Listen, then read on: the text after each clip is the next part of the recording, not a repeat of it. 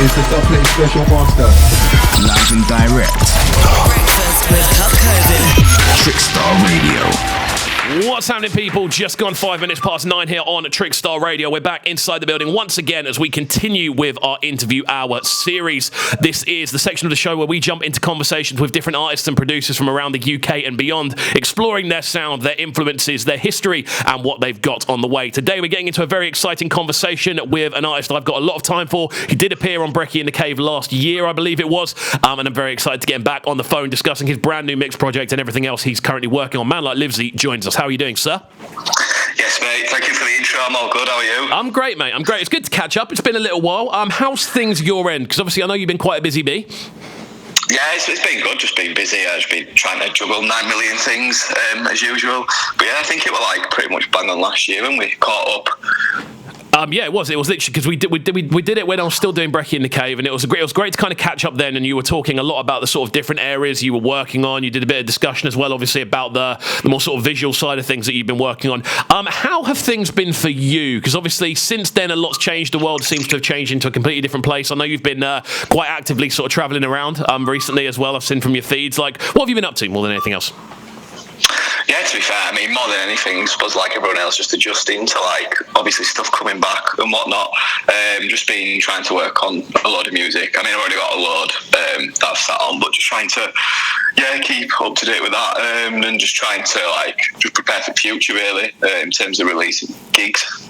Interesting. I mean, obviously, with that sort of lockdown period, I remember our conversation the first time. It was a lot about kind of getting stuck in. I seem to be a real kind of footnote that kind of came from that. Did you find yourself over lockdown, I suppose, kind of changing what the sort of sound of what you were making, or did you kind of find yourself carrying along a similar path, despite there not being the venues to actually play the tunes in?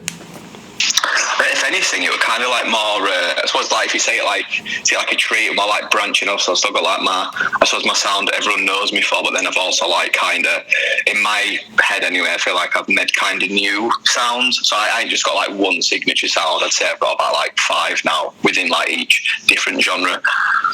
Interesting. So, I mean, off the back of that then, obviously, primarily people know you for, I suppose, a more sort of UK-based angle. We've seen you move into D&B as well, move into garage. When you say kind of different, I suppose, branches off a tree, where would you say those sounds have kind of taken you? What sort of areas have you been exploring? So like with the garage stuff, I suppose I was listening to like Disclosure's album come out last year that were wicked. Took a lot of influence from that. Obviously you've got like new guys like Higo, Kitson, Fat Controller, smashing it. And then with the drum and bass stuff, it's either the heavier stuff like Noisier or whatnot, or the more chilled liquid stuff like Camo and Crooked. But yeah, and then obviously with the bass stuff, that's just same as always.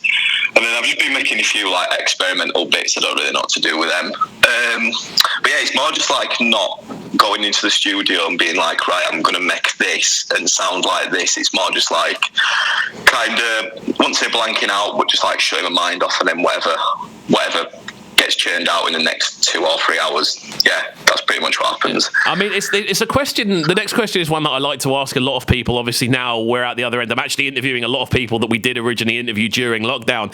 So it's kind of, we're almost doing a lot of full circle chats at the moment, which is really enjoyable. But obviously, with yourself, even though you've been making quite a high volume of releases by the looks of things, and obviously we'll get into what that's driven you towards in just a few minutes. But with that, like, would you say your process has actually physically changed in the way you're making stuff, or would you say it's remained pretty similar despite everything that's happened?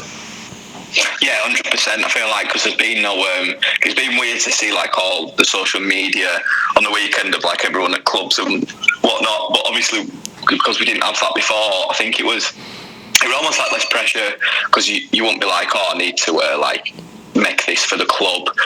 It's kind of just, you can make, I feel like a lot more people, including myself, have been making a lot more music to listen just for home rather than raves.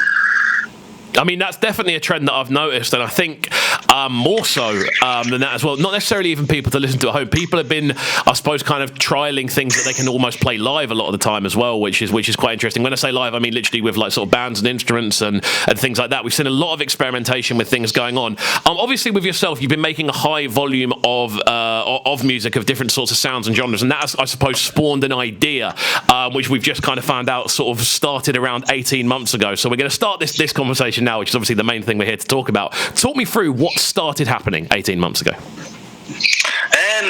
It's kind of like, I'd say it's like my version of an album, because obviously nowadays, you know yourself, like everything's so revolved around short format content. Like I feel like it's sad, but like I feel like albums don't really work nowadays.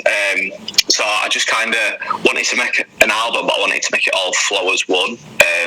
But I thought if I just do a mix, like I suppose it's best of both worlds, because people enjoy listening to mixes, and then obviously it's like kind of, I suppose it's like an album all in one. But yeah, I just wanted to have like it's like 55 minutes, but yeah, I just wanted like a long piece of content which like doesn't break up. It's just like you can start it and finish it, and it's there's no breaks in between.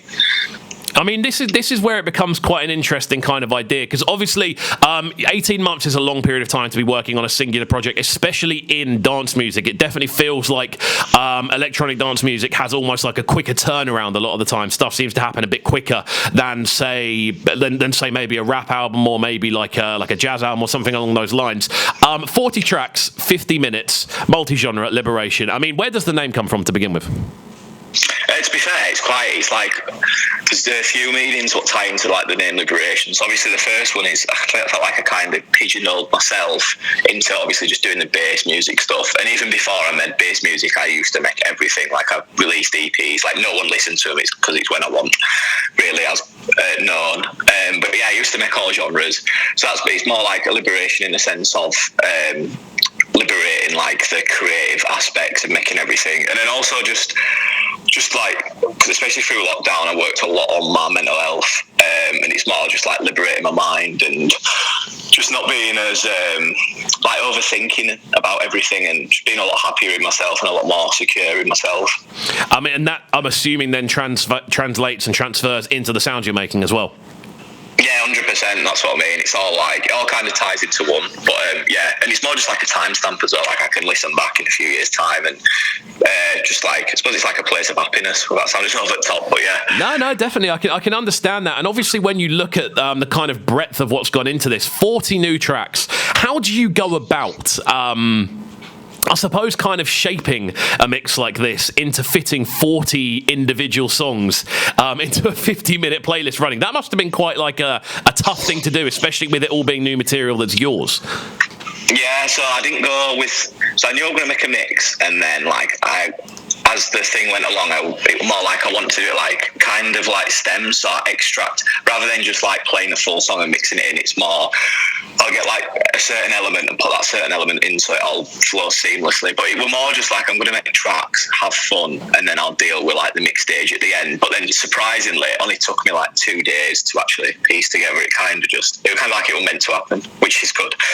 I mean, it must be quite a satisfying thing. I can imagine so many producers during that process being so, I suppose, kind of precious over making sure every track got a certain amount of time and a certain amount of playtime, realistically. And obviously, fitting it into 50 minutes does turn it into, I suppose, more of a kind of digestible chunk for people to take in. How's the response been to the project? That's the main thing I want to ask. Yeah, it's been good, to be fair. I've had a lot of people like appreciate it, like saying like they appreciate it, and like one thing I wanted is like I wanted everybody to have like their own favourite song. I just didn't want like one standout song, which a lot of people have replied and been like, oh, what's track? Like obviously a lot of timestamps, and it all seems to be different genres, whether it's obviously the bassline stuff, the house stuff, the dubstep stuff, or the drum and bass stuff, which is good. I mean, obviously off the back of that as well, is there a particular track for you that stands out when you kind of look back at the entire track listing, all 40 here? Is there a track for you that kind of stands out and you can kind of pinpoint that as being a moment? There's a few, to be fair. I think that's why I enjoy it. It's obviously, I think the songs that I've got more of like an emotional connection with, rather than more like, oh, it's a banger, or it's more like when I've made it in a certain mindset, and I feel like I've put I don't know the word for it, but yeah, it's like the emotions of vocal music in a sense. Like I feel like I've done that successfully. They're the tracks that I like the most. I mean, we've got a couple of tunes this morning that I want to get into, which obviously you've been very kind in sending over a few bits that are obviously part of the mix. Well, the first one we're going to get into right about now, before we move into a bit of more of a future conversation, goes by the name Basque. Now, talk to me about this tune and what it means to you more than anything else. Yeah, so I made this a few months ago. It was do you remember when like all the NFT stuff went mad? Like, all the crypto stuff? Yeah, of course. So I made like a song, and it were like, I think it was 7 minutes, like 11 genres, kind of like a smaller version of Liberation, I'd say. But that was like the first drop. So like I just kind of extracted that tune and just made it into a full thing. Cause I actually really liked it. But yeah, I just think it's like a nice chilled vibe, but it's got some like quite cool sound design and some nice like MJ Coley kind of roads. Interesting. Well, I'm looking forward to getting into it this morning. Then we're going to jump into this one right about now. We are live on Trickstar Radio this morning. And for those that aren't aware, where can people go and take in Liberation as a whole project as it currently stands? So at the moment it's just on SoundCloud. So if you just type in Livsey or soundcloud.com/LivseyUK, it should be the top one. And then and then it's tagged on there, yeah? Yeah, and it's just tagged on there, yeah. Amazing stuff. Well, we're going to get into Basque now. It's just gone 16 minutes past 9. Following that, we're going to be getting into a bit more of a future conversation. So do stick around, people. We are live on Trickstar Radio this morning. It's Breakfast with Kovu, and we're on the line with Livsey. Keep it locked and don't go anywhere. This is Breakfast with Kovu, bringing you their morning flavours on Trickstar Radio. Trickstar Radio.